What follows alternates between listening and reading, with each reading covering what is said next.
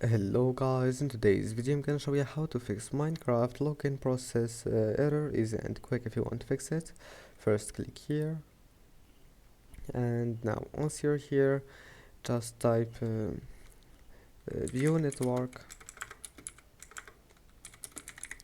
and here we'll find view network connections. Click on it, and after that all you have to do just select your connection here. If you are using internet cable, you will find here internet. Click on it,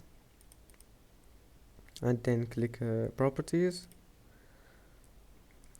and after that go to this one and then go to properties and just make it like that. You will find it here. Just select this one and type here 88888844 and then click OK, and then close it. And after that all you have to do just to start your PC and your problem must be fixed. Don't forget to like, and see you in the next video.